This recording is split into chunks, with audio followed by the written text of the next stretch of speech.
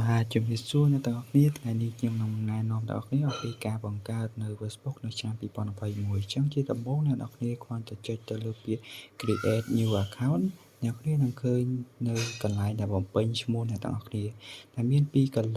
ឡឹមទី1គេបង្ហាញអំពី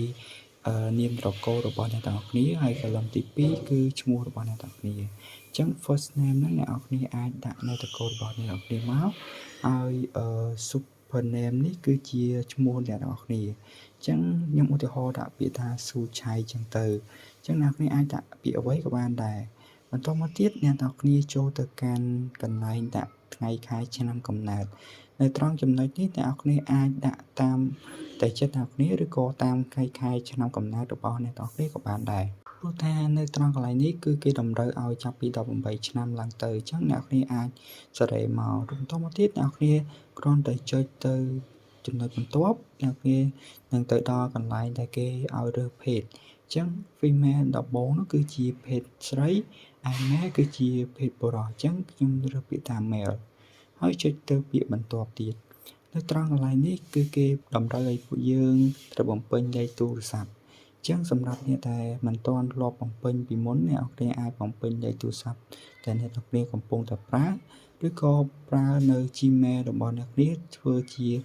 Gmail សម្រាប់វាបញ្ចូលនៅ account របស់អ្នកគ្នាក៏បានដែរដោយឧទាហរណ៍សម្រាប់ account នេះអញ្ចឹងខ្ញុំបានប្រើលេខទូរស័ព្ទជាច្រើនដងអញ្ចឹងខ្ញុំប្រើ Gmail ដើម្បីជំនួសក្នុងការបង្កើតគណនីមួយនេះអញ្ចឹងអ្នកនរអាចវាបញ្ចូលមក Gmail មួយណាដែលអ្នកនរតែងតែប្រើជាប្រចាំតោះមកចុចពាក្យថា next ដើម្បីទៅចំណុចបន្ទាប់ក្នុងការបង្កើតនៅលេខកូដឬក៏លេខសម្ងាត់នៅក្នុងគណនីរបស់អ្នកទាំងគ្នានៅត្រង់ចំណុចដែលបង្កើតលេខសម្ងាត់នេះអ្នកគ្នាអាចបញ្ចូលនៅពាក្យអង់គ្លេសឬក៏ជាភាសាខ្មែរក៏បានដែរនៅត្រង់នេះបញ្ជាក់ថាអ្នកគ្នាសរសេរនៅពាក្យណាក៏ដោយតែជាពាក្យពិបាកតែផ្សេងមិនអាចទីដឹងដោយដាក់នៅលេខសម្ងាត់អក្សរឬក៏និមិត្តសញ្ញាផ្សេងដោយតែបានឧទាហរណ៍នៅខាងក្នុងវីដេអូនេះចឹងដើម្បីជាផលពិបាកសម្រាប់អ្នកដែលចង់ទាញយកនៅគណនីរបស់យើង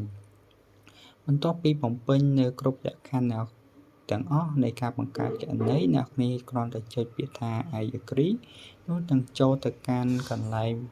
ដាក់រូបភាពដែលជា profile របស់អ្នកទាំងគ្នាតាំងនៅក្នុង Facebook អញ្ចឹងអ្នកគ្នាអាចដាក់នៅភ្លាមឬក៏ចង់បង្កើតហើយទើបដាក់ក៏បានដែរនេះគឺជាការបង្កើត Facebook នៅឆ្នាំ2021ងាយស្រួលបាទអ្នកទាំងគ្នាពេញចិត្តនៅវីដេអូមួយនេះកុំភ្លេចជួយចុច like និង subscribe នៅ channel របស់ admin មួយផងជួបគ្នានៅវីដេអូក្រោយជាមួយនឹង Small Technique ទាំងអស់គ្នា